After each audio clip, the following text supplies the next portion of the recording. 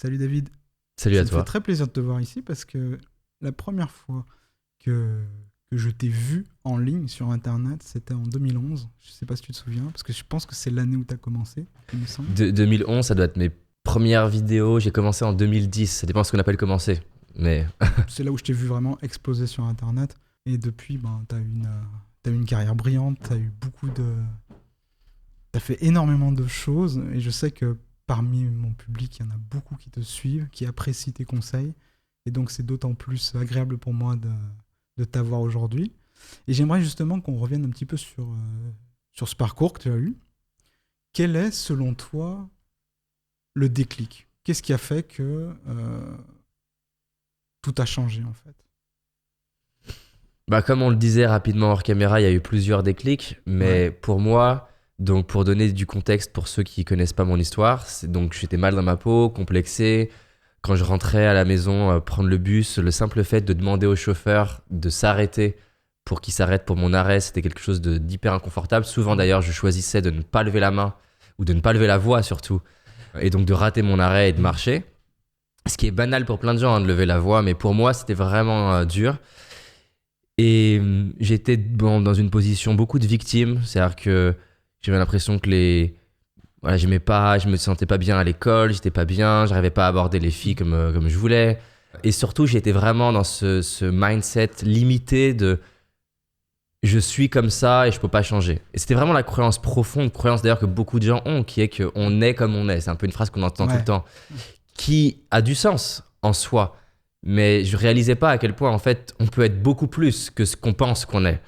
Et donc, le déclic, il a été, tu sais, c'est un petit peu comme le verre, un ensemble de gouttes qu'on pose et au bout d'un moment, le verre qui déborde.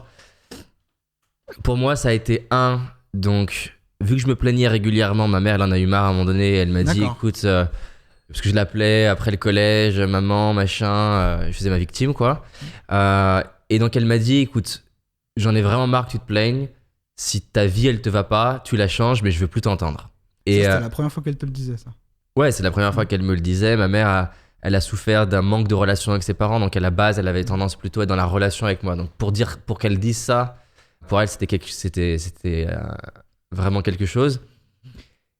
Elle me le dit d'ailleurs après que depuis ce jour-là, bon, pendant un certain temps, j'ai arrêté de lui parler. Alors je lui disais bonjour, au revoir, j'avais des conversations, mais ça lui a fait drôle que d'un coup, j'ai plus du tout envie de lui parler. Pas seulement d'arrêter de me plaindre, j'ai arrêté de lui parler, quoi. Tu lui en voulais? J'arrive plus à me souvenir. Bah forcément, si j'ai fait comme ça, c'est que je lui en ai voulu, mais c'est pas très clair dans ma tête. Donc il y a eu ça qui m'a bousculé et c'était utile. Quasiment dans le même temps, la prof de français nous fait faire du théâtre. Pour moi, le Ouais. théâtre, c'est la mort dans ma tête. L'idée de me retrouver devant ma classe, aller raconter, enfin aller faire une pièce de théâtre tout seul en monologue, parce que c'était l'avare de Molière, donc il y a beaucoup de monologues de l'avare. C'était la terreur. Mais j'avais tellement peur d'être ridicule que mais j'ai bossé comme un malade. C'est-à-dire qu'en fait, l'avare de Molière, il a été joué par Louis de Funès. Ouais. Et donc, ça, c'était un cadeau parce que du coup, j'ai pu, avec la cassette VHS de l'époque, je mettais en boucle la scène que je devais apprendre. Je le regardais 1 heure et demie tous les soirs. Et vu que j'étais seul devant ma télé, je me sentais en sécurité. C'est pas comme aller à un cours de théâtre, j'étais seul. Et j'essayais d'imiter ses expressions, ses intonations. Mais l'idée, c'était même pas d'être bon. L'idée, c'était d'être le moins ridicule possible. Ouais. Et donc, j'arrive le jour où tout le monde passe. Moi, mon nom, c'est Laroche, donc je suis à peu près au milieu de la liste de l'alphabet. Donc, vu qu'on était une classe de 33, ça fait quand même 17 personnes à peu près à laisser passer. Donc, ça me paraît long. Mhm. Je passe. Il y a ce phénomène qu'on vit tous quand on est stressé, où tu sais, quand t'as fini, tu te rends pas compte de ce qui s'est passé vraiment. C'est-à-dire que j'ai un peu un trou de mémoire de ce qui s'est passé, pas du texte. Hein. Ouais. J'arrive pas à m'évaluer moi-même. Et après, il faut attendre, je sais pas, 2 mois avant d'avoir les résultats. Et au moment où les autres y passent, toi, tu attends ton tour. Est-ce que tu te dis, je ferai au moins aussi bien qu'eux ou Ah non, non, dans mais quel état moi, d'esprit t'es? mon problème, c'est que mon problème de l'époque, c'est de me comparer en permanence. Et donc, je me focalise rarement sur les gens qui sont moins bons. Ok. Et je sais même pas si on avait d'ailleurs, tu vois, c'est complètement oublié de ma mémoire. Je me focalise sur le plus drôle, sur le plus à l'aise, sur le plus percutant, sur celui qui retient le mieux.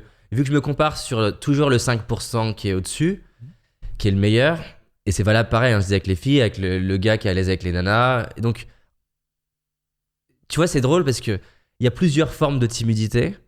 Avec du recul, je me rends compte que j'étais pas la forme de timidité la plus extrême. Mais vu que je me comparais en permanence, et ben même si j'étais pas le plus timide, j'en souffrais certainement plus que des gens peut-être aussi timides que moi ou encore plus que moi, mais qui finalement l'acceptaient mieux. Moi, j'étais en colère en fait. Ouais, ça m'arrivait de me griffer le visage, je me détestais à ce moment-là. Donc à ce moment-là, pour répondre à ta question, je me dis juste, j'espère être le moins ridicule possible en fait. Je suis terrorisé à l'idée qu'il y ait des gens dans la classe qui rigolent quoi. Ok, donc tu passes. Je passe, il se passe 2 mois. Pareil, c'est à peu près le même scénario pour avoir les notes, c'est-à-dire qu'on commence par les A, B, C. Ouais, t'as pas D. les notes tout de suite en fait. Si Non, ça y est, c'est cool, vraiment un certain temps. Je dis 2 mois, alors ça se trouve c'est 2 semaines, mais ça m'a paru 2 mois. Hein. En tout cas, c'est pas le jour même. Et en fait, elle donne les notes de chacun, elle arrive à moi, et là, elle me fait mais David, il s'est passé quoi? Et je me dis, putain, parce que c'est un peu une phrase habituelle qu'on me dise ça. Et je me dis, bon, c'est encore ridicule. Et là, elle me dit 20 sur 20. Et en fait, pour moi, 20 sur 20 en théâtre, c'est même pas possible. C'est-à-dire que c'est pas. Quand on fait des oraux, si j'ai 8, si j'ai 9, je suis content. Tu vois, c'est bien.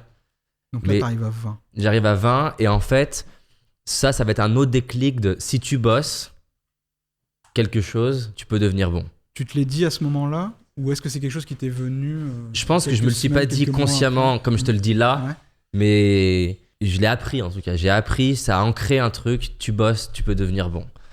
Donc ça, plus ma mère, plus je suis tombé sur la vidéo de Martin Luther King, Have a Dream, Ouais. ça m'a inspiré. Le mélange de ça, plus la souffrance, la douleur qui augmentait, j'en ai marre de la vie que j'ai, ça a créé ce truc de bon, allez, ras-le-bol. Soit tu te suicides là maintenant et t'arrêtes de faire juste qu'en parler, soit tu donnes une chance à ta vie, mais si tu donnes une chance à ta vie, tu vas vraiment. Je vivotais en fait, j'étais pas dedans, c'est-à-dire que j'essayais pas grand-chose pour changer parce qu'au fond, fondamentalement, je pensais pas que c'était possible de changer. Et donc à ce moment-là, c'est pas que je me dis que c'est possible de changer, mais je me dis que c'est pas sûr que ce soit impossible. Et donc, ton premier test, ça a été finalement ce cours de théâtre que tu as réussi à la perfection. 20 sur 20, on peut pas faire mieux. Et oui, alors c'est pas la perfection, c'était la perfection par rapport aux standards. En tout cas, c'était au mieux de ce que l'attendait. Mais je sais pas si elle m'a pas donné aussi 20 sur 20 par rapport à qui j'étais. J'ai pas le contexte. Et à partir de ce moment-là, plus jamais tu t'es retourné et tout ce que tu as entrepris, c'était avec la même intention de... Bon, déjà, mais ça, j'ai mis longtemps à faire la différence entre timidité et introversion. Ouais. Parce qu'avant, je confondais vraiment les deux. C'est quoi la différence? Bon, déjà, la timidité, on est plus de l'ordre de quelque chose qui peut se travailler.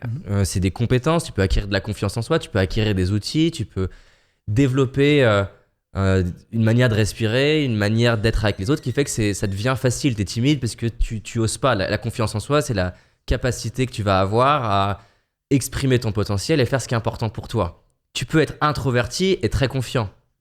Moi, donc, j'avais les deux, c'est-à-dire que je manquais d'outils pour avoir confiance en moi et en mes capacités, et ça, je l'ai acquis avec le temps. Mais après, je me suis rendu compte que j'étais aussi, et je le suis toujours, je suis très introverti. L'introversion, c'est comment tu te ressources. Et typiquement, un extraverti se ressource dans la relation aux autres, un introverti se ressource seul. Moi, je me ressource seul. Et tu vois, c'est un truc d'ailleurs que j'ai mis longtemps à comprendre. Par exemple, là, on est en équipe. Avant, je me serais forcé à rester tout le temps avec l'équipe parce que j'ai envie que ça soit sympa pour eux. Mais si je fais ça, je l'ai fait plein de fois, je finis ma semaine d'interview et je suis défoncé. Parce que pour me ressourcer, j'ai besoin d'être dans ma bulle. Ma mère, là, j'ai passé 10 jours en quarantaine avec ma mère et ça a beau être ma mère, je lui réexplique. Je lui dis en fait, maman, j'ai vraiment besoin d'être seul à plein de moments dans la journée. Parce que si je le fais pas, ben, au final, c'est tout le monde qui va en payer le prix, entre guillemets, parce que je vais pas me sentir bien. Si je me sens pas bien, je vais être moins agréable. Donc voilà, ça c'est l'introversion, c'est comment tu te ressources et combien de temps tu as besoin de passer seul. Moi, par exemple, le Covid, tu vois, j'ai eu une interview juste avant toi de quelqu'un qui disait qu'il en a souffert du côté manque de relations. Moi, j'ai pas du tout souffert du manque de relations parce qu'en fait, ça a rien changé. Les gens me pensent extraverti parce qu'ils me voient sur scène, ils me voient en vidéo et parce que j'ai appris à avoir confiance en moi, j'ai appris à parler en public, mais ils se rendent pas compte que Tu es toujours introverti. je suis toujours introverti et je pense qu'il y a peu de chances que ça change. Et en fait, mon kiff, c'est d'être seul. Tu vois, c'est-à-dire que tu me dis une plage seule avec ma chérie, je suis trop bien. Tu fais quoi pour te ressourcer? Je passe du temps seul, déjà. Je lis, je vais à la salle de sport, je respire, je médite. Je vais à la piscine. La piscine, ça a un effet. Des fois, si je me lève et que je suis un peu pas bien, ma femme, elle me dit, écoute, va dans la piscine. Et c'est simple, hein. Je vais dans la piscine, je plonge, je peux sortir de la piscine, je vais mieux déjà. Ouais. C'est même pas combien de temps je nage. Au début, je confondais les deux et des fois, je me disais, ah, mais j'ai pas envie de parler à telle personne et je pensais que c'était de la peur. Je me suis tellement prouvé que je pouvais aborder des inconnus qu'aujourd'hui, je vois bien que c'est pas une question de peur, mais une question de. En fait, je suis bien tout seul, en fait. Et voilà. Tu t'es lancé pas mal de défis, j'imagine, depuis cette période. Ouais, je me suis lancé. En fait, justement, à cette période-là, vu que j'arrivais pas à faire la différence entre introversion et timidité, du coup, ma philosophie, c'était de me dire je vais conquérir mes peurs, à chaque fois que quelque chose me fait peur et que j'aimerais le faire, je vais me dépasser, je vais me challenger pour le faire. Donc, au début, c'était tout petit, lever la main en cours, ce qui paraît encore une fois rien pour plein de gens, mais pour moi, c'était un stress de juste lever la main. C'était voir quelqu'un dans la rue et juste aller lui demander l'heure. C'était de regarder mon père dans les yeux. J'avais beaucoup de mal à regarder dans les yeux. Encore une fois, je me suis rendu compte avec le temps qu'il y avait deux raisons. De la timidité, mais aussi les profils plus visuels. On a tendance à aller plus chercher l'information en regardant en interne, mais en ouvrant les yeux. Mais bref, j'arrivais pas à le regarder dans les yeux, donc j'ai passé des mois à m'exercer, à le regarder 3 secondes, puis 5 secondes, puis 6 secondes, puis 10 secondes. Mon père dans les yeux. Et je dis mon père parce que c'était le plus inconfortable. Mais après, c'était globalement tout le monde où j'arrivais pas à le faire. Et donc oui, je me suis lancé des défis de plus en plus grands. Est-ce qu'il y a un défi en particulier qui t'a plus apporté que les autres? Il y en a beaucoup qui m'ont apporté le défi. Au niveau de la timidité, par exemple. Ouais. Qui t'a vraiment fait sortir de ta zone de confort et durablement, quoi. Bon, déjà, moi, comme je disais, j'avais des difficultés avec les filles. Donc, le fait de me donner le défi d'aborder des filles dans la rue, de leur parler, leur demander leur numéro, discuter, aller en boîte de nuit, me donner des défis. Un des défis qui était drôle en soi, c'était d'aller en boîte de nuit, par exemple, vers 23h, et de me donner le défi de dire bonjour à toute la boîte de nuit présente. Et donc dire aux gens, voilà, j'ai perdu un défi, par exemple, ça facilite le truc. Ouais. Et faire la bise aux filles, serrer la main au mec. Et c'était drôle parce qu'après, t'as l'autre moitié de la boîte de nuit qui se remplit. Et vu que la première moitié de la boîte de nuit, ils t'ont vu et ils te font des signes de la main, t'as l'autre moitié de la boîte de nuit qui se dit, mais c'est une star, c'est qui? C'est le fils du patron. Donc t'as des effets un peu drôles comme ça. Donc ça m'a beaucoup apporté, ce genre de défi. Et surtout, j'allais chercher des trucs différents. Par exemple, un truc qui était inconfortable, c'était quand je me suis donné le défi d'aller seul en boîte de nuit, par exemple. Parce que c'était toujours plus facile d'y aller avec un pote. Ouais. Et j'avais cette peur. Et d'ailleurs, des potes me disaient, mais t'as pas, on va te dire, mais qu'est-ce que tu fais tout seul, voilà. Et ça arrivait, parce que forcément, hein, ce dont t'as peur, t'as plus de chances que ça se manifeste. Et en tout cas, même si t'as pas plus de chance, il y a plus de chances que tu saches pas les gérer. Donc effectivement, ça arrivait qu'il y ait des groupes comme ça dans la boîte de nuit qui me disent, mais t'as pas de pote ou quoi? Comment ça se fait que t'es tout seul? Et ce qui est fascinant et ce que ça m'a appris, c'est que le problème n'était pas la remarque. Le problème, c'était comment moi, je réagissais à ça. Au début, j'étais pas à l'aise avec la remarque, donc du coup, je savais pas quoi répondre. Mais mon exercice, c'était qu'à chaque fois que je savais pas quoi répondre à quelque chose, de prendre du temps après coup et de me dire, si c'était à refaire, tu répondrais quoi? Et c'est d'ailleurs un exercice que je garde toujours. Là, je viens de finir une interview, il y a 1 ou 2 aspects où j'étais pas assez satisfait de moi. Mon réflexe, ça a été de me dire après coup tout de suite, qu'est-ce que j'aurais pu faire autrement? Et en faisant ça, par exemple, en boîte de nuit, j'ai commencé à me dire, tiens, j'aurais pu répondre ça. Et ça a créé, sans me rendre compte, une base de données de punchlines, de phrases drôles à dire, de manières d'interagir. Et je me rappelle, à la fin, que quelqu'un me dise, t'es tout seul, moi j'étais content qu'on me dise ça. Parce que du coup, tu vois, c'est un peu comme un humoriste qui a son spectacle qui est prévu et qui sait que si on lui dit ça, il va répondre ça.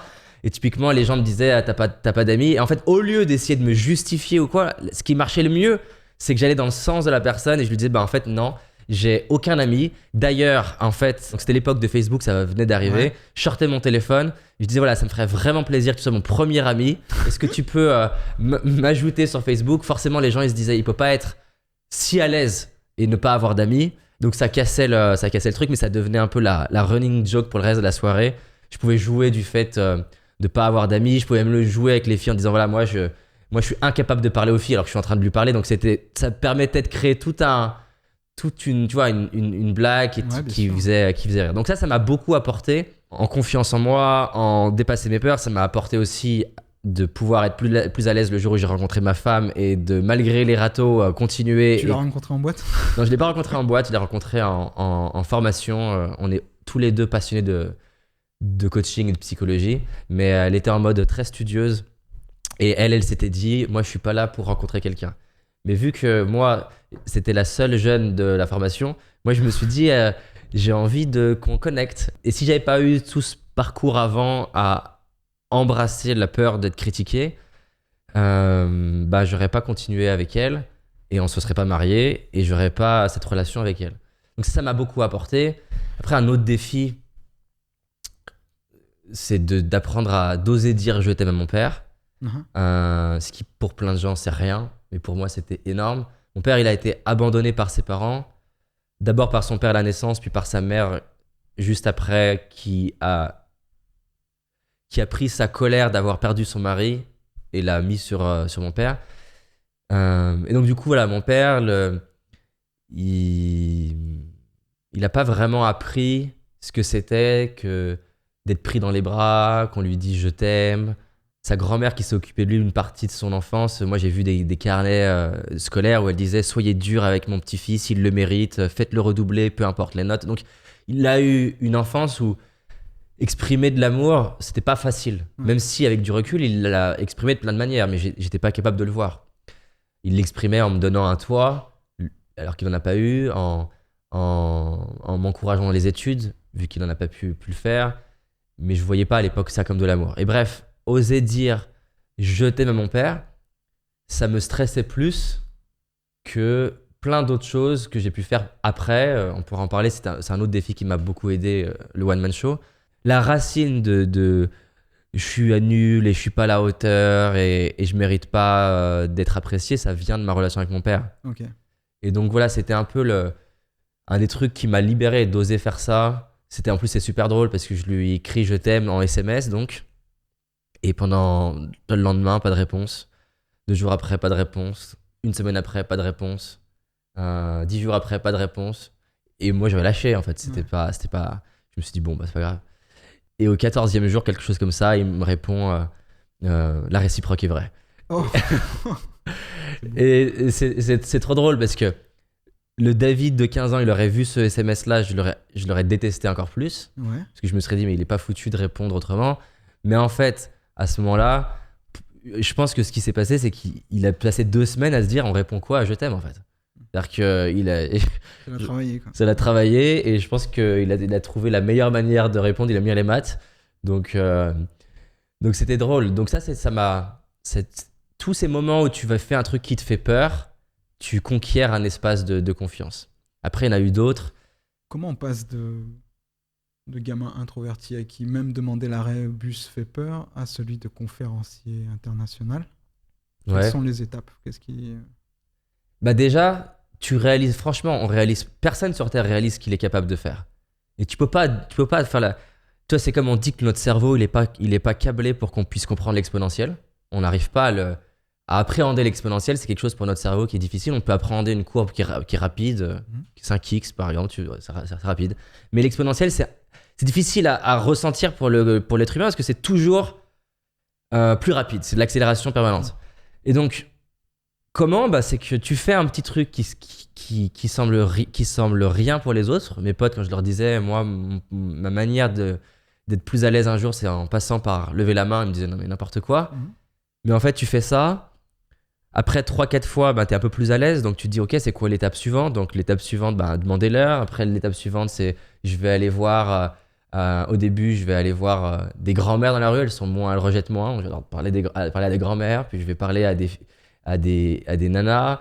Je vais juste leur dire bonjour, je vais partir, ou leur demander l'heure, ou leur demander où est le bar, ou peu importe, trouver un truc facile, plus facile en tout cas. Puis je vais leur demander le numéro, puis je vais essayer de faire durer la conversation 3 minutes. Puis moi j'habitais à Lyon, je vais essayer d'aborder des gens juste avant qu'ils se dirigent vers la gare avec l'excuse parfaite de j'ai un train, dont 90% du temps c'est pas vrai, et de m'entraîner à créer la relation, peu importe qu'ils me disent qu'ils aient un train. Et donc ça va de plus en plus loin. Au bout d'un moment, je demande des numéros. Mes potes, ils me disent, mais t'as combien de numéros? Je dis, je sais pas, 70.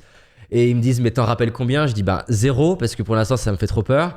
Puis après, rappeler. Je me souviens, la première fois, je donne un rendez-vous, c'est à Charpennes. C'est pour les Lyonnais qui connaissent, c'est un arrêt de métro à Lyon. Mais en fait, je donne un rendez-vous à une nana, mais moi, mon rêve, c'est qu'elle vienne pas. C'est-à-dire que je suis pas en train de me dire, j'espère qu'elle va venir. Je suis tellement pas bien, mais que je préfère qu'elle vienne pas. Et à la limite, j'ai déjà franchi mon cap. C'est-à-dire que j'ai déjà été jusqu'au stade de donner un rendez-vous, puis après, je vais aller plus loin, et puis plus loin. Et ça, je le fais avec la séduction, mais je le fais aussi en classe, en parlant de plus en plus. Je le fais dans les relations avec mon père, mais je vais le faire aussi, par exemple, sur le côté tactile. Donc, m'entraîner à... Je sais pas, avec le Covid, là, c'est pas la bonne période pour s'entraîner, mais je vais m'entraîner à... Qu'on soit d'accord, d'ailleurs, c'est pas... Pour le coup, le côté tactile, c'était pas lié aux filles, hein, c'était de manière générale. Ça peut être mettre la main sur l'épaule de mon père, ça peut être... En fait, juste avoir plus de proximité. Puis après, je vais m'entraîner à parler plus fort, puis je vais m'entraîner à onduler ma voix, puis après, je vais faire la Saint-Patrick, je juste discuter avec des gens. Et à chaque fois, tu t'acquiers du territoire et tu ouvres un espace de c'est quoi le truc le suivant. Donc, par exemple, le truc suivant, ça a été en 2010. Allez, je vais organiser une conférence. Donc, c'était ma toute première. C'était quoi le sujet? Le sujet, c'était, je m'étais créé un acronyme qui s'était... j'arrive plus à me rappeler de l'acronyme. C'était autour de la réussite. Ouais. Et donc, je l'ai organisé dans la rue, à côté de la Tour du Crédit Lyonnais, à Lyon. Il y a, Ah ouais, en plein centre en plus. En plein centre, voilà, il y a un amphithéâtre en plein air parce que j'avais pas d'argent pour me payer une salle. Je savais d'ailleurs même pas comment réserver une salle. J'ai acheté un paperboard, donc tu sais, pour écrire. Je dis ça parce que toi tu sais, mais tout le monde sait pas. Moi, j'avais pas le permis, que j'avais raté déjà, je pense 2 fois. J'ai mis mon paperboard dans la... Je sais pas ce que c'était comme voiture. Une 106, peut-être une 206, je sais pas. En tout cas, c'était une petite voiture. Le paperboard, il était trop grand pour la voiture. Il était tout neuf. Je sors le paperboard, on casse le paperboard de la voiture. Moi, j'étais stressé. C'était une conférence gratuite. J'avais dit à 3 de mes potes, allez, dites à 3 de vos amis de ramener quelqu'un. Pour être sûr d'avoir du monde? Pour avoir au moins 10 personnes. Donc, je sors le paperboard. Déjà que j'étais vraiment stressé, donc... J'étais pas dans la meilleure forme, mais casser mon paperboard, je me dis oh putain, ça démarre mal. Donc j'ai tiré une poubelle publique. Tu sais, c'est les poubelles où elles ont un bloc en béton, tu sais, enfin celles qui sont pas les poubelles en plastique, les poubelles qui sont ancrées dans le sol. D'accord. Il y en avait une où je sais pas pourquoi, elle était décrochée de sa base. Donc j'ai tiré la poubelle publique sur 150 mètres pour pouvoir coller le paperboard contre. En plus, c'est trop drôle parce que j'ai la vidéo j'ai filmé cette conférence.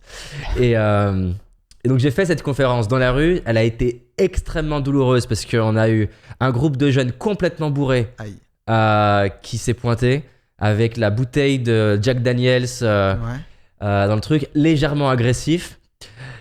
Et c'est... Je venais de lire Comment se faire des amis.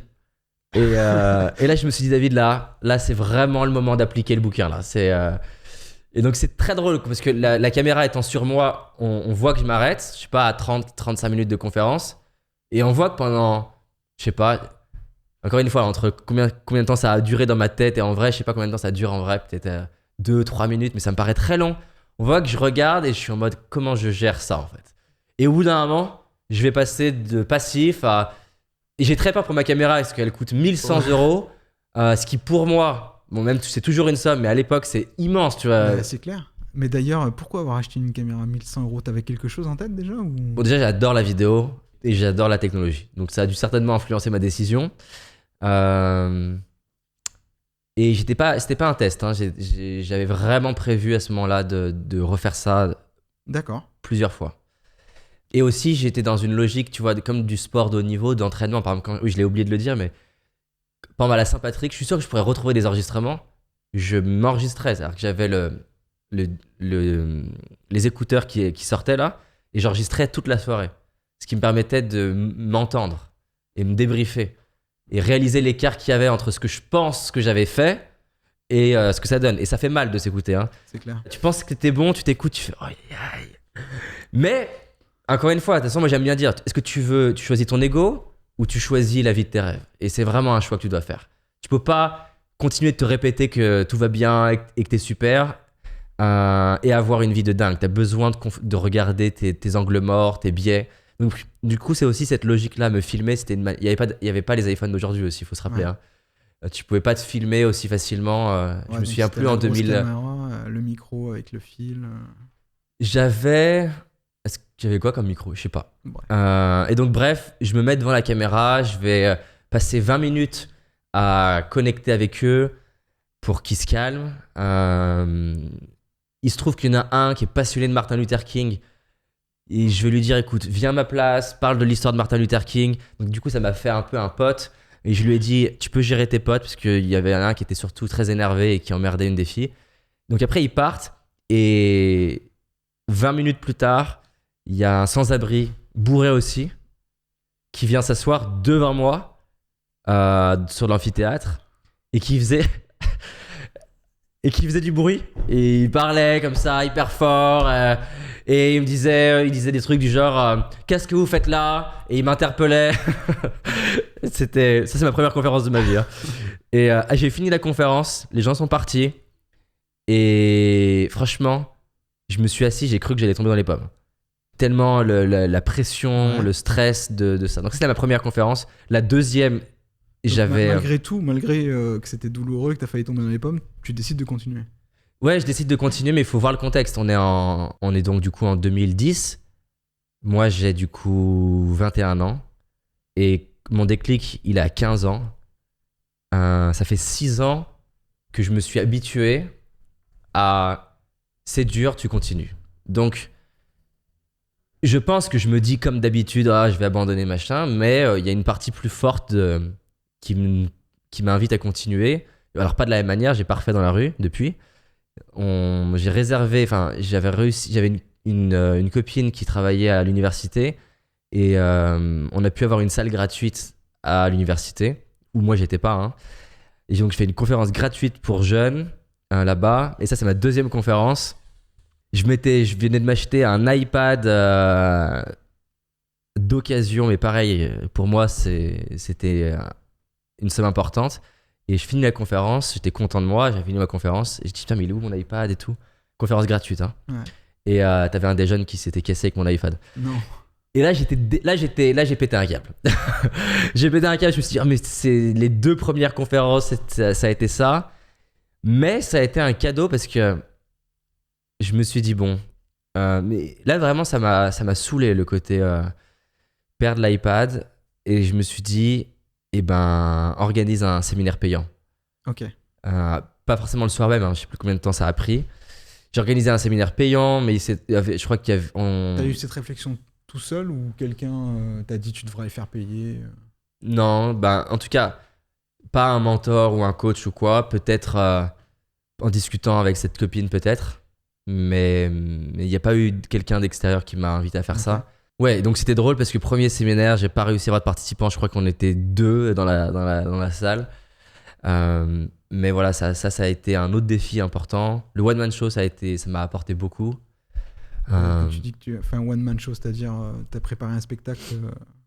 Le one man show, en gros, donc là on est en 2014, donc ça fait maintenant 3 ans et demi que je fais des conférences. Ouais. Et mes 3 plus grosses peurs de l'enfance, c'est quoi? Les filles, l'humour et le chant. L'humour parce que t'avais peur qu'on ne te trouve pas drôle ou... Ouais. Mais les 3 d'ailleurs, tu remarqueras, c'est lié à s'exprimer. Hein. Ok. Ouais. C'est pas par hasard que je suis allé faire des conférences. C'était conquérir la... Tu vois, c'est un peu comme... j'adore cette scène dans Batman où il lui dit qu'il faut qu'il aille dans la grotte et il va refaire face aux chauves-souris qui est la peur de son enfance. Tu vois, c'est un peu le même processus. Moi, j'avais besoin de revivre les chauves-souris et de conquérir cette peur du public ou des gens. Donc les filles, à ce moment-là, c'est pas fini, mais en tout cas, j'ai les relations que je veux. Et donc je me dis, l'humour, ça serait vraiment le truc, la prochaine étape en fait. Le prochain défi, le prochain truc qui me ferait vraiment peur. Et donc ça, on est en 2014. Ce qui marche bien pour le moi de l'époque, j'ai pas perdu ça, mais c'est vrai que bon, je sais pourquoi je l'ai perdu, parce que je me suis fait des grosses peurs avec cette mécanique-là. Mais à l'époque, ma manière de faire, vu que je sais que si je réfléchis trop, je vais abandonner, je me laisse pas le choix. Donc ce que je vais faire, c'est que je vais réserver le Pasino d'Aix-en-Provence, qui fait 1200 places, en sachant que ma plus grosse conférence de l'époque, c'est 380. Ouais, donc tu quadruples presque, quoi.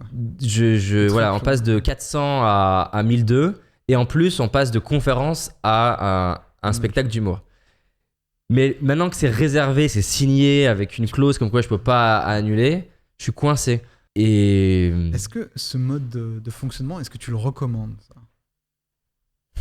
Ou est-ce que tu penses que ça marche qu'à toi, ou est-ce que c'est quelque chose que tu pousses les gens à faire, c'est-à-dire comme on dit, de brûler les bateaux pour pas qu'ils reviennent, quoi, ou... C'est une très belle question. Est-ce que je le recommande? En tout cas, moi, je voudrais pas le recommander, parce que si d'ailleurs aujourd'hui je le fais beaucoup moins, c'est parce qu'il y a plein d'inconvénients à ce système-là, que je peux t'en parler juste après si tu veux pour le spectacle. Je pense qu'il est intéressant, il faut juste choisir correctement le degré. Notre cerveau, pour croître, il a besoin d'un degré de confort et d'un degré d'inconfort. Les Américains, en anglais, ils parlent de use stress, donc qui différencie du dis-stress, donc le stress qui est négatif, même si c'est pas le terme que j'aime employer, ni qu'ils emploient, et de l'autre côté, le stress positif, c'est-à-dire que t'es stressé, t'es pas bien, mais ça te stretch. Il y a une différence entre la zone de panique et la zone de stretch. Tu vois, il y a une différence entre l'élastique que tu tires et qui craque, et l'élastique que tu tires et t'étends un peu. Donc je dirais que je le recommande, mais en étant peut-être plus juste sur la zone de stretch. Okay. Parce que ce spectacle, il m'a énormément appris. Bon, déjà en fait, quand j'ai réservé la salle, juste après, j'ai vraiment paniqué. Je me suis dit, mais comment je vais écrire le spectacle? J'ai jamais écrit de spectacle humoristique. En plus, il faut que je remplisse la salle. Donc, j'ai dû réserver, je pense, vers avril-mai. La date, c'était un truc du genre 12 octobre. Et en fait, plus les semaines passaient, les mois passaient, je préparais rien. Ce que je faisais quand même, c'était que dans mes conférences, j'ajoutais un peu d'humour, je testais des trucs sans pression, parce que du coup, les gens, ils venaient pas acheter de l'humour. Donc, ils attendaient rien. Moi, ça me permettait d'y aller de manière détendue. Et je me suis inscrit sur Paris à un stage de one-man show. Il y avait 2 stages à la suite, fin août, qui ont été vraiment inconfortables, parce qu'en fait, quand j'ai dit... Donc oui, pour tel contexte, donc je réserve la salle pour le 12 octobre, 1200 personnes. Je prends peur, je me dis je vais jamais réussir à faire ça, donc il me faut une étape intermédiaire. Donc je réserve une autre salle à Paris le 4 septembre de 380 personnes, la même que je prends pour les conférences. Okay. Je me dis il me faut des pas intermédiaires. Du coup, j'ai mon stage qui est en gros du 15 août au 30 août. Et 4 jours après ce stage, la première. Et en fait, quand je raconte ça au gars, au prof en fait, du stage de One Man Show, quand je lui dis que j'ai un One Man Show à la fin du stage, et en plus, moi, c'est pas un One Man Show classique, c'est-à-dire que ce que je veux, c'est pas juste faire rire les gens. Le spectacle, il s'appelle, je sais plus s'il s'appelait déjà comme ça, mais en tout cas, c'était J'ai failli foirer ma vie. L'idée, c'était de passer des messages. C'est-à-dire que je voulais que ça soit... En fait, je voulais toucher des gens qu'on touche pas avec la conférence classique. Je me disais, il y a plein de gens pour qui le coaching, la psychologie, le développement personnel, ils pensent que c'est pas pour eux, ou que c'est pour les gens qui ont des problèmes, ou que c'est pour peu importe. Et je me suis dit, avec l'humour, je vais pouvoir passer des messages d'une autre manière. Il y avait qu'une seule personne qui faisait ça en France, avec un format qui est très différent de ce que je voulais faire, qui est Paul Devendre avec son spectacle Mars et Vénus. Ouais. Mais lui, voilà, c'est un humour qui, à la limite, plus théâtralisé. Moi, je voulais plus modéliser un peu plus le côté one-man show, plus dynamique, plus rapide dans la manière de faire. Donc, je fais ce stage. Ce stage, en fait, au lieu de me donner confiance À chaque fois que je propose une blague ou quoi, le prof il dit non, mais ça c'est nul, ça marchera pas. Et donc je finis les 2 semaines de stage, j'ai toujours rien écrit. Donc on est le 30 août, la première elle est le 4 septembre. Le 3 septembre, j'ai une conférence à Aix-en-Provence et c'est ma femme là qui est juste dans l'autre pièce d'ailleurs et qui me dit David, tu sais que demain t'as ton spectacle, t'as toujours pas écrit de spectacle. Et là, c'est pas de la confiance que j'ai, hein. C'est pas tout va bien, je vais y arriver. C'est qu'en fait, je suis tellement stressé que j'arrive pas à écrire. Je me mets devant ma feuille, il y a rien qui sort, ou j'écris quelque chose, je trouve ça nul. Alors, comment t'as fait pour gérer ça? Ma femme, elle m'a beaucoup aidé, hein. C'est-à-dire que on est dans le train, on a ouvert le PowerPoint et on a listé déjà toutes les choses que je disais dans les conférences qui faisaient rire et dont on savait que ça marchait. Ok. Donc on a listé tout ça et j'ai construit, tu vois, un PowerPoint avec des slides dans l'objectif, parce que le plus dur aussi c'est de se rappeler. Quand t'as 1h, 1h15, 1h20 de spectacle, il faut t'en rappeler, tu vois. Et c'est pas comme une conférence où tu peux avoir un flow. Enfin, il y a des humoristes et je les admire pour ça, ils sont capables de relativement improviser, même si c'est jamais totalement improvisé. Je peux improviser une conférence sur du contenu parce que je le connais, mais l'humour c'est autre chose. Donc ce que j'ai fait, c'est que je me suis créé un PowerPoint avec, sur chaque slide, il y avait l'histoire drôle que je voulais raconter. Ouais. Et du coup, je démarre mon spectacle avec... les gens pensent que c'est une blague, mais ça n'en était pas une. Je disais, voilà, j'arrive sur scène et je fais, voilà, il faut que je vous annonce un truc. J'ai pas préparé mon spectacle. Donc, j'ai tout sur un PowerPoint devant moi. Les gens pensent que c'est une blague, mais c'est pas une blague. C'est-à-dire que je connais pas mon spectacle. Et j'ai ma zapette à la main et mon écran de retour avec mes trucs à raconter et mes blagues. En fait, ça m'a libéré un truc, c'est-à-dire que la conférence, c'est dur de s'exposer. Ouais. Mais l'humour, franchement, moi j'ai un respect mais immense, c'est trop dur l'humour. C'est-à-dire que aujourd'hui, si j'ai une conférence à 19h, je peux bosser quasiment normalement de 8h à 16h. C'est-à-dire que je peux faire des mails, avoir des calls. Avec l'humour, après peut-être c'est une question d'entraînement, hein, mais avec l'humour, de la veille jusqu'au spectacle le soir, je pouvais rien faire. J'étais trop stressé, c'est trop dur. Tout tournait autour de ça, quoi. Comment ? Tout tournait autour de ça. Tout tourne autour de ça et c'est cette peur du bide, cette peur d'être ridicule devant tout le monde, c'est particulier. Tu vois, en conférence, si je raconte une vanne qui est pas drôle, c'est pas grave, j'enchaîne avec du contenu. Ouais. En humour, si t'as une vanne qui est pas drôle et que t'as un silence, t'as intérêt à avoir la vanne qui vient derrière. Mais sauf que quand t'as un côté introverti, que t'es en train de traverser ta timidité, t'as pas forcément la deuxième vanne qui vient. Donc c'était en termes d'apprendre à me libérer de mes peurs, c'était génial. Ça m'a rendu beaucoup plus drôle dans mes séminaires. C'est-à-dire que même 5 ans plus tard, du coup, c'est facile pour moi de déconner avec la salle. Et c'était un super exercice aussi, pour une nouvelle manière de connecter avec les gens. Donc ça, c'était un défi qui m'a beaucoup apporté, même si après on a fait, je sais pas, quinzaine de dates. Belgique, France, on a fait le sud de la France, on a fait les grandes villes de France. Et c'était génial comme aventure. Mais après 14 dates, je me suis dit, c'est trop épuisant. Ouais. Et donc j'ai arrêté. Mais c'était fou comme aventure. 5 ans plus tard, est-ce qu'il y a des choses qui te font peur encore ? Il y a plein de choses qui me font peur. Et j'aime bien cette idée que si t'as plus peur, c'est que tu rêves pas assez grand, tu vois. C'est difficile de rêver quelque chose que t'as jamais fait et de pas avoir un minimum de peur. Soit t'es un psychopathe, soit tu mens. Comment ? Soit t'es un blasé. Soit t'es un blasé, soit tu mens, soit tu vises pas assez grand. Là, mes peurs... Alors, c'est pas forcément des peurs qui vont parler à plein de monde. Elles sont différentes, elles sont liées à mes problèmes du moment.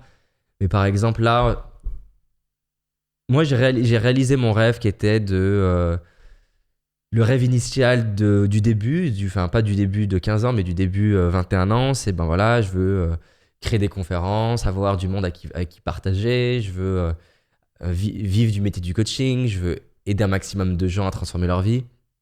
Et en fait, ce rêve-là, je l'ai réalisé. Et il y a 3 ans, je me suis dit, bon, c'est quoi le nouveau rêve ? Et là, en ce moment, mon nouveau kiff, c'est de d'aller transformer des vies, mais que ce soit pas forcément moi qui le fasse, et plutôt de le vivre en équipe. Donc mon nouveau kiff, c'est tout ce qui tourne autour de construire la bonne équipe, fédérer la bonne équipe, embarquer la bonne équipe, créer un climat où les gens sont heureux de travailler ensemble, et ensemble aller faire des trucs de dingue. Donc la peur du moment, c'est, tu vois, mars 2020, le Covid arrive, l'activité elle est à 60% événementielle, donc quand le Covid arrive, ça veut dire qu'on perd 60% du chiffre d'affaires, comme ça là. À ce moment-là, on a en 2020 la charge des équipes, j'inclus dedans tout ce qui est freelance aussi, elle est plus d'1 million d'euros. Et donc ça veut dire que à peu près 100 000 euros de dépenses, juste, je parle même pas du matériel, ni de toutes les autres charges qu'il y a, ni les trucs cloud. Donc quand tu dépenses 100 000 euros par mois, ça fait peur. Ma peur du moment, c'est que là, on a réussi à se réinventer avec le Covid, mais là, on est en train de recruter entre 10 à 15 profils. C'est un coût. Et c'est un sacré risque parce que si on se rate, soit dans les recrutements, si on se rate dans la priorité des postes, ça veut dire qu'on va vraiment augmenter la charge de la boîte. Et voilà, ce qui fait peur en ce moment, c'est qu'en fait, ça fait 6 mois que j'ai jamais autant bossé le recrutement. Le recrutement, il coûte de l'argent parce que soit tu as des cabinets de recrutement, les gens eux-mêmes, il s'agit des nouvelles personnes, il faut les payer. Et pendant ce temps-là, je suis pas branché sur d'autres aspects qui sont soit sur les produits, soit sur le marketing. Donc, tu as tes ressources qui descendent et tu dépenses beaucoup plus. Et ça fait peur. Donc voilà, ça c'est une de mes peurs typiquement du moment. Mais mon truc, c'est d'avoir des peurs qui ont du sens pour moi. Et comme mon père, il comprend pas, il me dit, mais tu sais David, tu pourrais... et il a raison. Hein. Il me dit, tu pourrais... aujourd'hui, avec ta notoriété, tu pourrais avoir une toute petite entreprise, gagner super bien ta vie, profiter de la vie, machin. Je dis oui, mais c'est pas mon rêve. Et je préfère tout perdre et foirer, mais expérimenter mon rêve. Et je préfère qu'on aille essayer de faire un truc en équipe, parce que ça m'amuse pas d'aller faire un truc tout seul. Alors que aller faire un documentaire de malade et qu'on le vende à Netflix, ça me fait kiffer.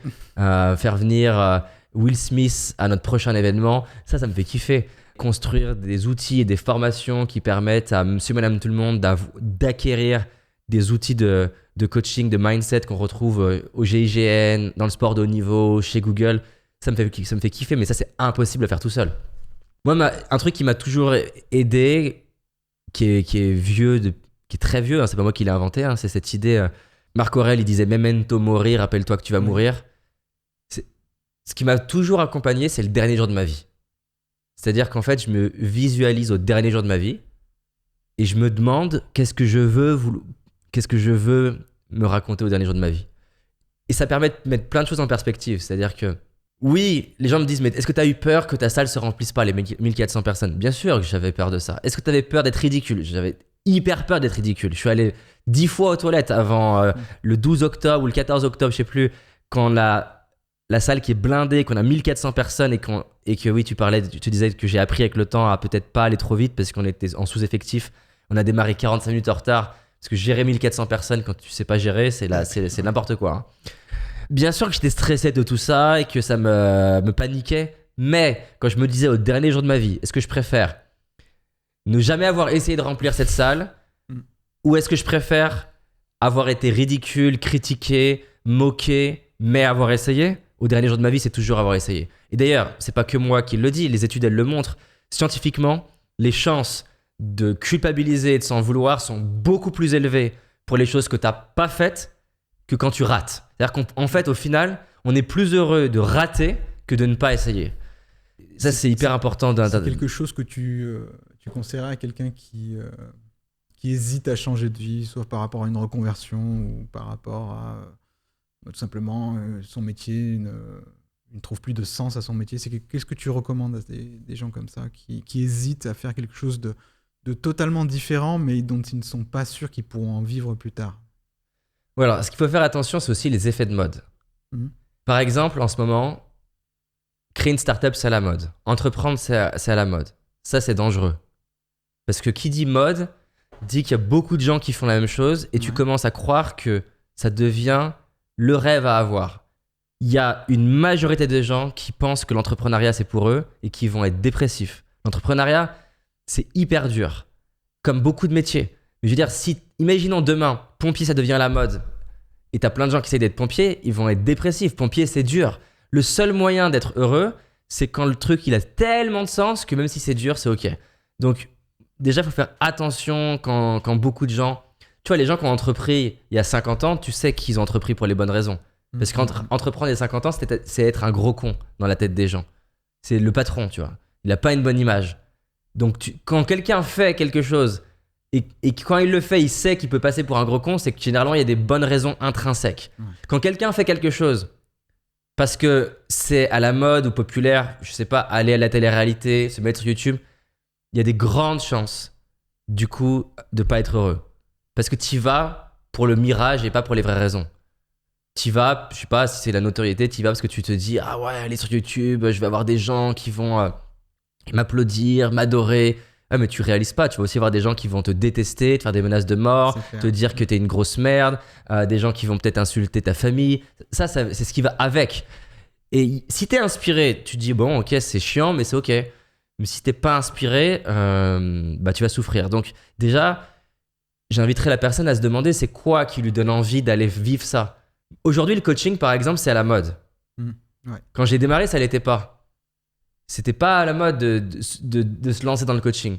La plupart des gens, quand j'ai dit je veux faire du coaching, alors que je faisais des études d'ingénieur en informatique, ils m'ont dit mais t'es un malade. C'est-à-dire que j'ai arrêté en dernière année, il suffisait que je passe le mémoire pour que je sois diplômé ingénieur. Ma famille, ils n'ont rien compris. C'est-à-dire que j'arrête comme ça pour aller dans un truc autour de la psychologie. Mon père, là, je sais pas, je vais devenir psy dans sa tête. C'était incompréhensible. Mais ça montre qu'il y avait des raisons profondes. Il y a des gens qui, des fois, essayent de décortiquer mon parcours et qui essayent d'expliquer mon parcours que par le marketing. Et on va pas se mentir que c'est une vraie partie de mon parcours. Mais il y a une autre raison viscérale, c'est que à ma première conférence, c'est viscéral. Je me dis, je veux faire ça de ma vie. Peu importe si c'est dur. Et peu importe si je mets 20 ans. Donc si la personne, elle est motivée pour les bonnes raisons et que c'est ses rêves finalement et pas si ceux des autres. Si c'est ses rêves à elle, je l'encouragerais effectivement à y aller. Maintenant, tu vois, des fois, on n'arrive pas à oser faire le pas, mais c'est parce qu'on se demande de faire un pas trop gros. Tu vois, imaginons quelqu'un se dit « Ah, est-ce que je vais vivre au Brésil ?» C'est peut-être pas la bonne question, parce que peut-être que tu peux déjà passer une semaine au Brésil, te créer un réseau d'amis qui vivent au Brésil. Ouais. Donc c'est valable pour un métier.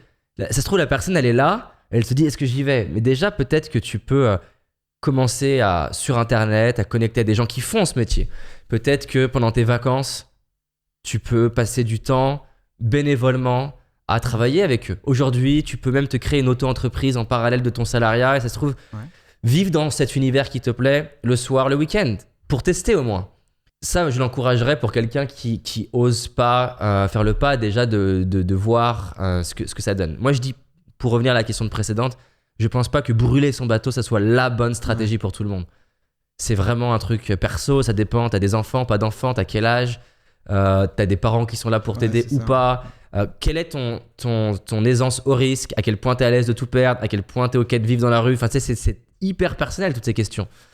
Mais j'encouragerais en revanche de se mettre en mouvement et de faire des petits pas. Ce qui serait horrible, c'est de passer 10 ans à se dire « Ah, j'aimerais bien essayer ». Non, trouve le moyen de valider ça. Il vaut mieux que tu ailles expérimenter, que tu réalises que c'est pas pour toi. Ouais, le plus rapidement possible. Le plus rapidement possible, au moins ça va sortir de ta tête. Tu vois, le one-man show, ce n'est plus dans ma tête.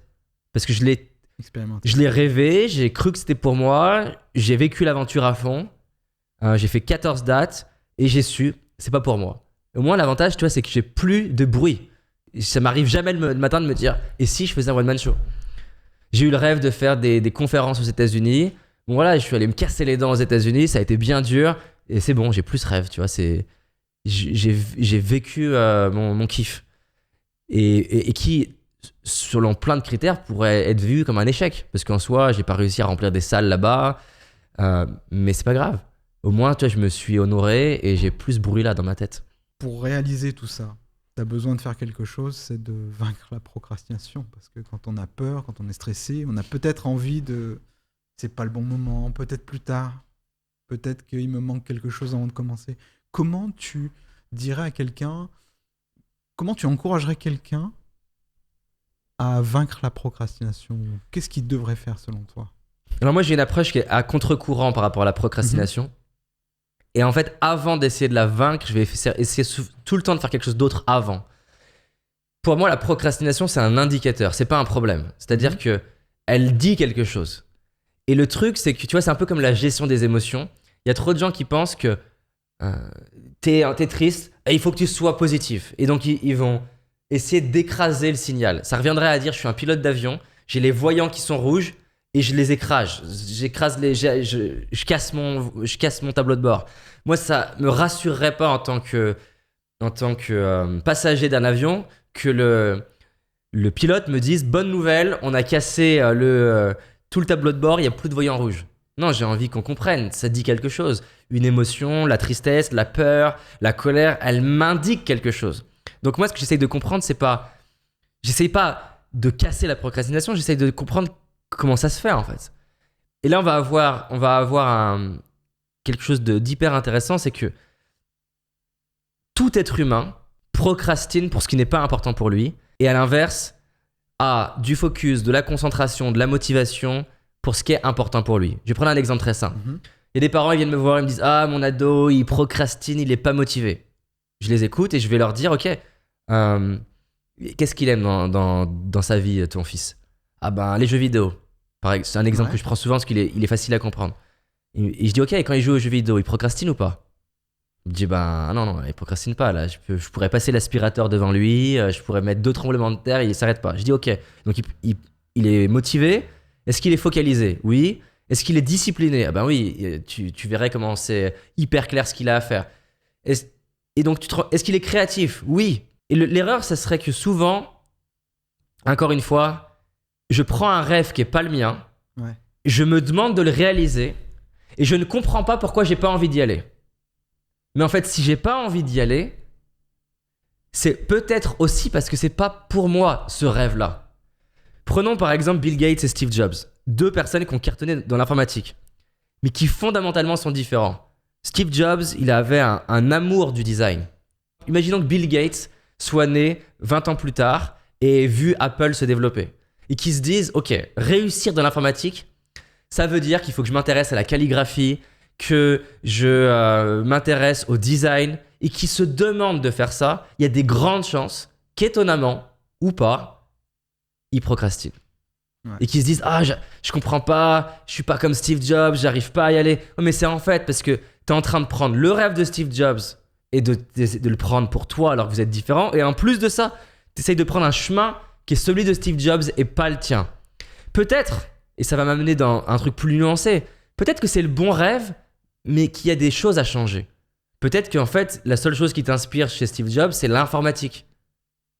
Et peut-être pas le design. Et arriver à faire le tri dans tout dans ce qu'est cette personne-là et de dire, tiens, c'est quoi qui m'inspire, fait que tu vas toucher quelque chose qui te donne beaucoup plus d'énergie. Et en coaching, c'est ce que je vais chercher avec la personne. Elle me dit, tiens, je voudrais créer ma boîte. Je dis, mais ok, mais ça veut rien dire, créer ta boîte. Tu veux créer ta boîte dans quoi? Ah ben, allez, prenons, je sais pas, je voudrais créer ma boîte dans le design. Ok, mais quoi dans le design?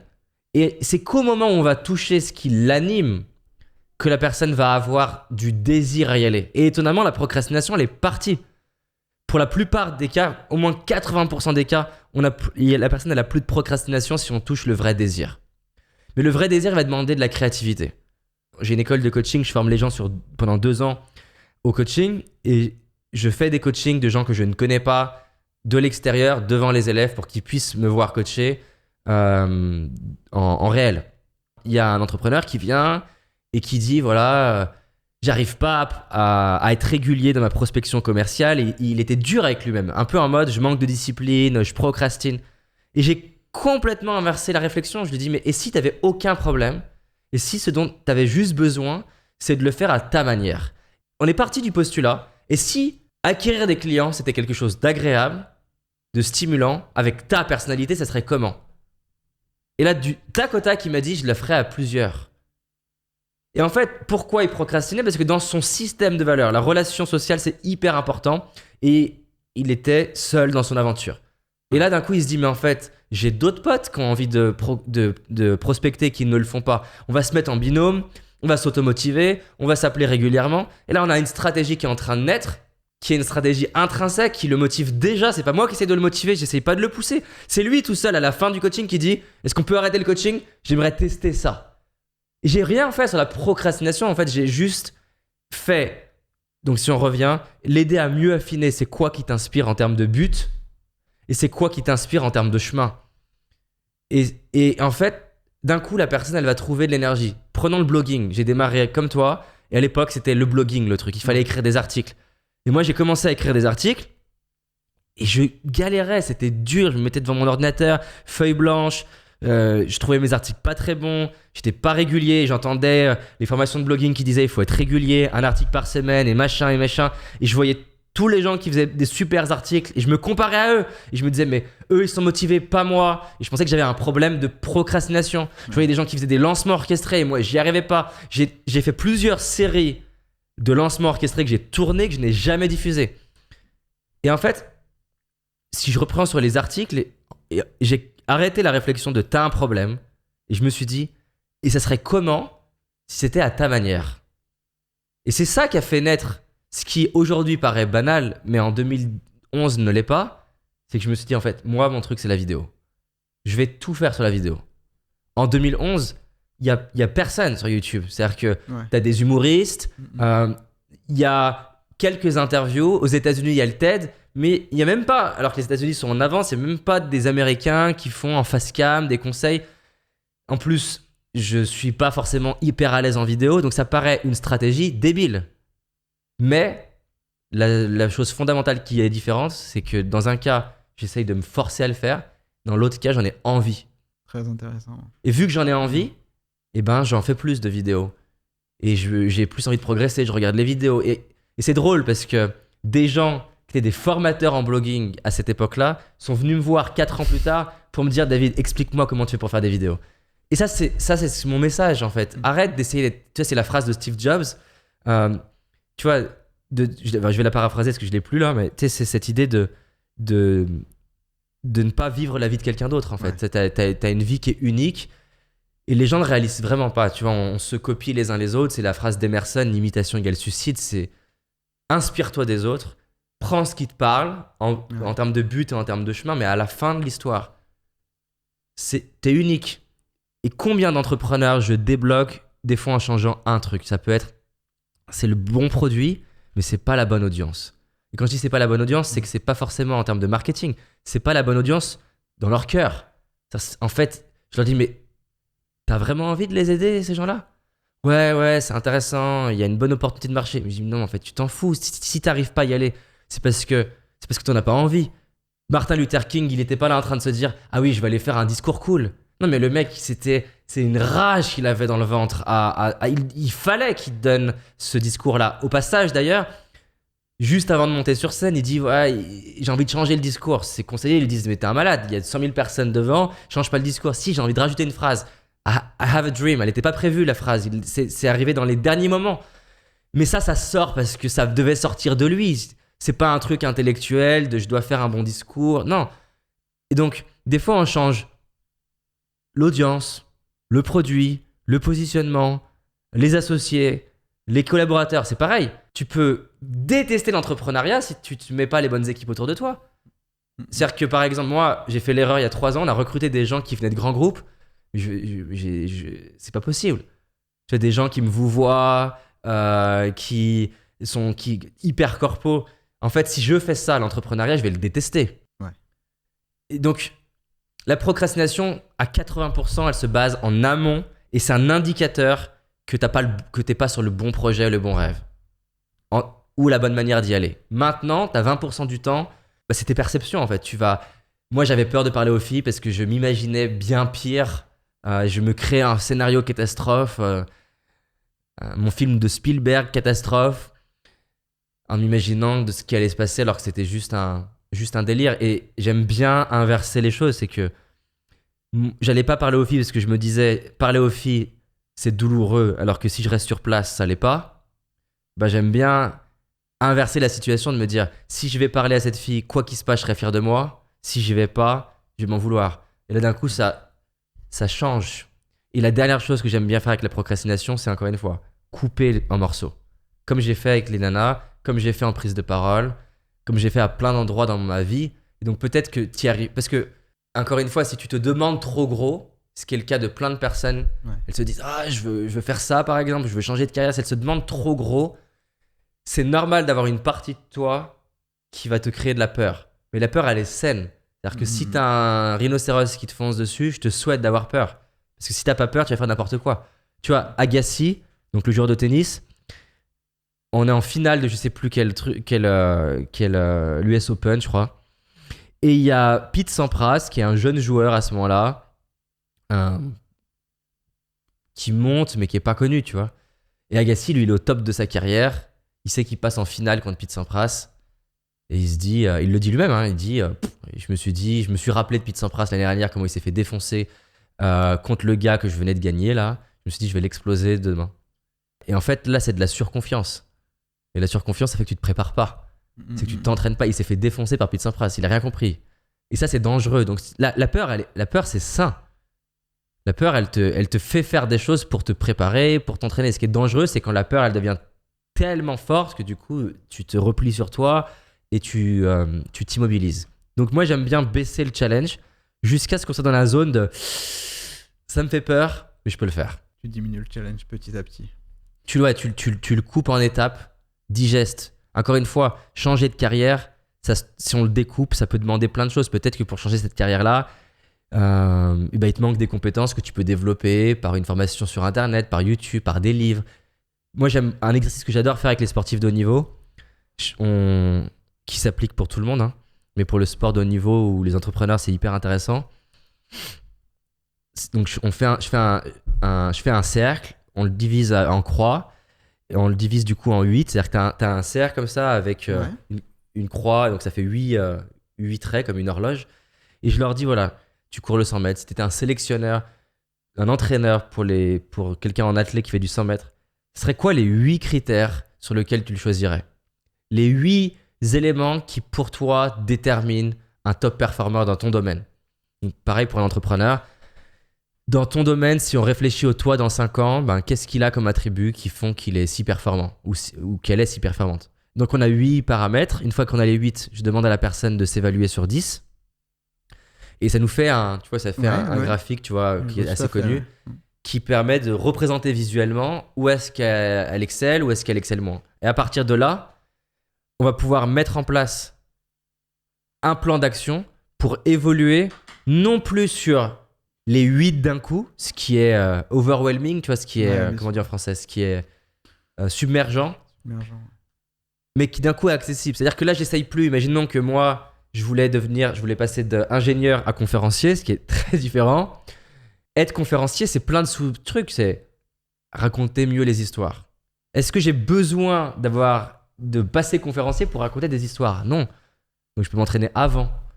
C'est la capacité à faire des silences. Est-ce que je peux m'entraîner à faire des silences? Oui. Est-ce que je peux m'entraîner à regarder dans les yeux? Oui. Et en fait, il y a plein de métiers où souvent on s'imagine que c'est black and white. On s'imagine que je suis dans ma vie, je vais devoir faire un saut dans l'autre vie. Mais en fait, tu peux trouver des passerelles si tu n'arrives pas à faire le saut. Et qui vont te permettre que tu atteignes le moment où tu es prêt. Moi, j'ai pas fait le one-man show comme ça. J'ai vécu des étapes intermédiaires qui m'ont rendu les choses plus faciles. David, merci pour ton temps, pour tes conseils précieux, pour ta vision de la vie qui est très inspirante, pour ta vision pour le message que tu envoies depuis toutes ces années. Et puis, c'était un plaisir de t'avoir avec moi aujourd'hui. Un plaisir partagé. En tout cas, j'espère que ça va vraiment aider au moins une personne dans ton audience. Je pense qu'on en aidera plus qu'une. En tout cas, s'il y en a déjà une, moi, c'est ça que j'aime me rappeler, c'est top. Et je te remercie de m'avoir interviewé. Et ouais, j'aimerais où est-ce qu'on te retrouve si on veut suivre tes aventures? On tape David Laroche sur Internet, ou maintenant, si on veut plutôt voir les aventures de l'équipe, on tape Paradoxe. Parce qu'en fait, j'aime bien dire, j'ai passé les 10 premières années de ma vie à faire tout pour être en avant.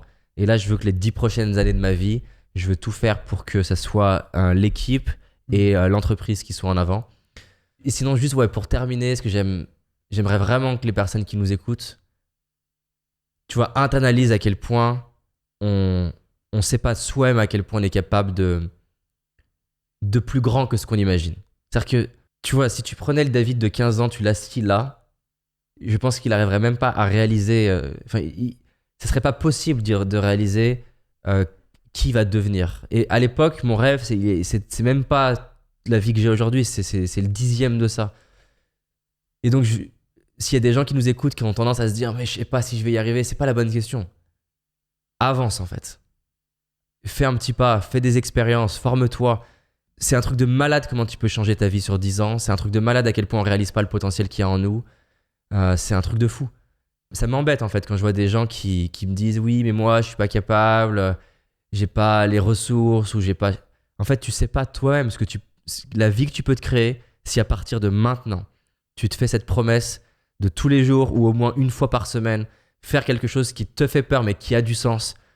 Encore une fois, ça peut être parler à des inconnus, ça peut être aborder des gens, ça peut être écrire une lettre à quelqu'un qui t'inspire, ça peut être oser négocier là où tu le fais pas, dire non, ça peut être n'importe quoi qui te challenge, ça peut être te former, ça peut être apprendre une langue, ça peut être apprendre à danser, apprendre à chanter. Ah oui, et un truc que les gens réalisent pas, c'est que les gens pensent qu'il y a que les réussites qui t'ouvrent des portes. Mais en fait, les simples actes de courage t'ouvrent des portes. Quand je suis parti aux États-Unis, alors que j'avais un anglais de merde, alors que ma première interview avec Seth Godin, qui est un peu une légende là-bas du marketing, je l'ai complètement foiré et sur le quai du train, je me dis putain merde, j'ai raté l'interview. Même cette interview ratée, elle m'a créé des opportunités. Parce qu'il y a des Français qui se sont dit mais moi aussi en fait, c'était mon rêve de partir aux États-Unis. Et ils ont pas regardé est-ce que ça a marché, ils ont regardé juste je l'ai fait. Et ça crée des gens qui d'un coup veulent t'aider. Et un truc que moi m'a toujours fasciné, c'est les gens et même la vie aident les gens qui s'aident eux-mêmes. Le David de 15 ans qui se plaint, qui est une victime, t'as pas envie de l'aider. Et c'est ça le paradoxe, c'est-à-dire que quand t'es en mode victime, tu t'attires des gens pour t'aider une fois, mais après la deuxième fois ils en ont marre. Parce qu'en fait il n'y a pas de réciprocité, tu leur rends rien. Ouais. Alors que quand quelqu'un t'aide, et je veux pas entendre quelqu'un me dire qu'il y a personne qui l'aide. Aujourd'hui, et ça peut être une aide virtuelle. Le simple fait de pouvoir aller sur YouTube gratuitement et de pouvoir écouter, regarder des gens qui nous inspirent, c'est un cadeau. Je veux dire, les gens qui me disent, moi, j'ai pas moyen de changer ma vie, je dis, mais tu réalises pas, là, tu peux aller demain tout de suite sur Internet et taper Elon Musk, tu peux taper Einstein, tu peux taper qui tu veux et t'inspirer, c'est une ressource de malade. Et donc, ce qui est un truc de fou, c'est qu'en faisant des trucs qui même ne marchent pas, ça te crée des opportunités dont t'as aucune idée. Aux États-Unis, il y a plein de gens qui m'ont ouvert des portes en me disant mais c'est dingue, comment ça se fait que t'as eu cette interview avec Seth Godin, mon spectacle, devant 1200 personnes, je me suis trouvé nul à la fin du spectacle, j'étais pas content, j'ai mis plusieurs jours à digérer ce spectacle. Néanmoins, les images de ce spectacle, je m'en suis servi pendant 5 ans pour juste montrer la taille de la salle, donc ça m'a créé des opportunités, il y a des médias qui se sont intéressés à moi, c'est fou. Et c'est pour ça qu'en fait, souvent on parle de la réussite en mode un objectif c'est fait pour être réalisé. Pour moi, un objectif c'est même pas fait pour être réalisé. Un objectif c'est juste fait pour être vécu. Même pour me donner de l'énergie, pour m'inspirer et aller faire des choses que je fais pas d'habitude. Et à partir du moment où je fais ça régulièrement, il y a des opportunités qui vont se présenter à moi, la vie qui me tend la main, la vie se présente à toi, elle t'aide. T'as des gens qui sortent de nulle part, qui veulent te rendre service. Quand tu prends ces mains-là et que tu t'aides toi-même avec, du coup, ça leur donne encore plus envie de t'aider. Et franchement, la vie, elle devient dingue.